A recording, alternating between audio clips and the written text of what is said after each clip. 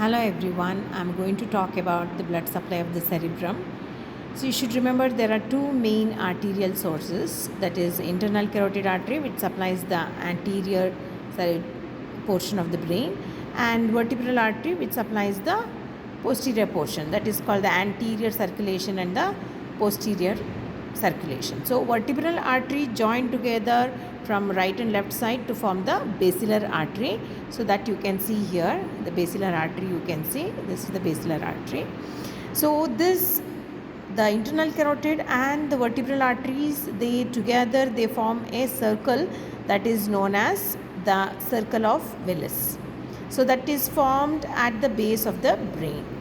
So now circle of Willis, if I have to explain, so it is like a vascular ring that connects the anterior and posterior circulations, and it also ensures the collateral blood flow.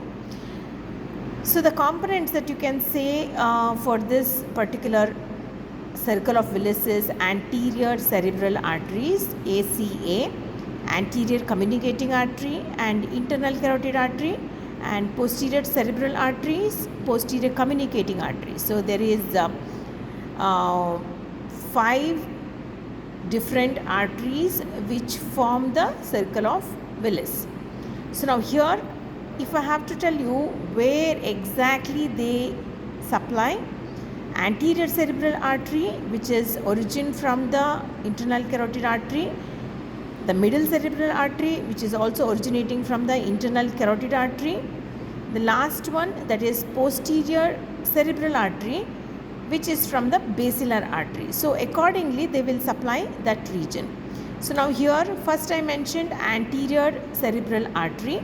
It supplies the medial, frontal and parietal lobes. So this is the medial area that you can see. So it supplies the medial frontal and the parietal lobes, the corpus callosum that you can see here, the corpus callosum. So in this section you cannot see, but here will be the corpus callosum that has been removed. There is motor and sensory areas for lower limb, that is the anterior part. So this portion is supplied by the anterior cerebral artery.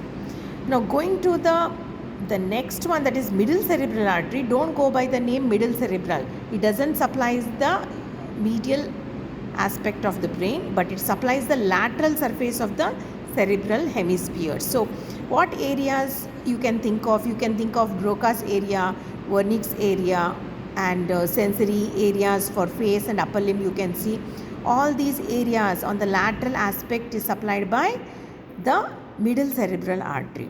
Then what is left is the posterior cerebral artery, which is also called PCA in short form, which is again source is from the basilar artery. It supplies, as the name mentions or depicts, you can say it supplies the occipital lobe, that is visual cortex, and inferior portion of the temporal lobe, including the thalamus, that is posteromedial part.